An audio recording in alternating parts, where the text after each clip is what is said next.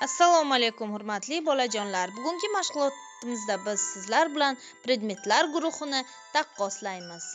Katta va kichik belgilari orqali.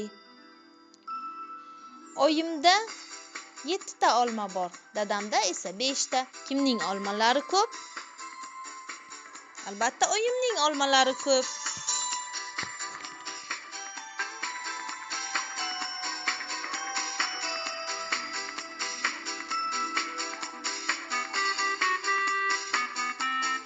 Qora mushukda 3 ta koptok bor.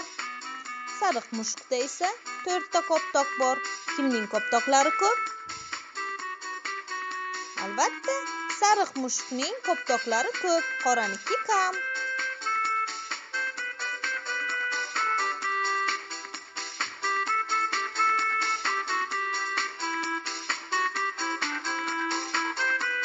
Alining konfetlari 6 ta, Valining konfetlari esa 8 ta.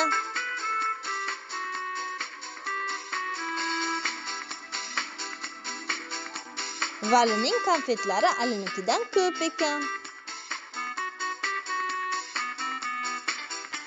Azizaning qalamlari ko'pmi yoki Gulchehraningmi?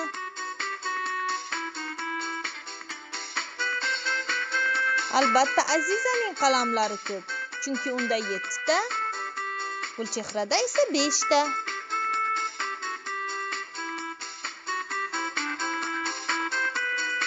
Bobomning tugmalari ko'pmi yoki buvimning?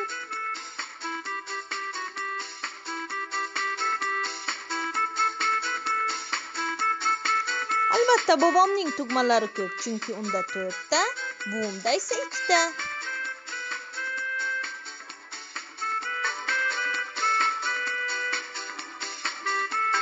Sariq itda suyaklar ko'pmi yoki ola itda suyaklar ko'pmi?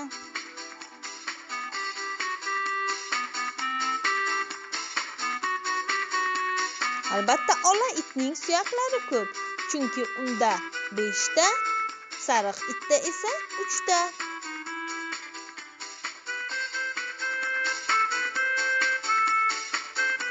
Ayiqvoyning qulupnaylari ko'pmi yoki olmaxonning yong'oqlarimi?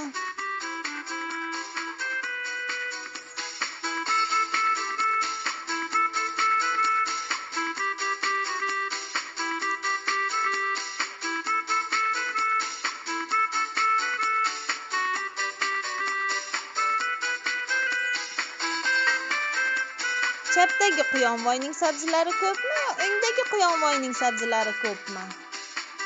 Albatta o'ngdagi Quyonvoyning sabzilari ko'p.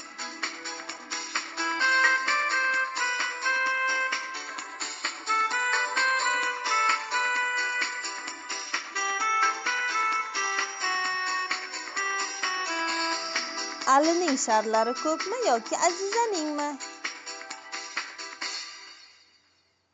Alining sharlari Azizanikidan ko'ra kam, chunki unda 3 ta, Azizada esa 5 ta.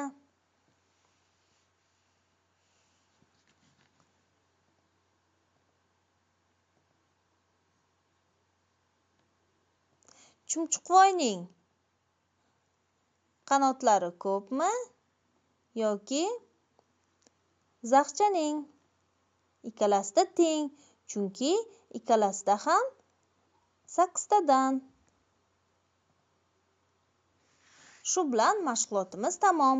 Xayr bolajonlar. Assalomu alaykum hurmatli bolajonlar. Bugungi mashg'ulot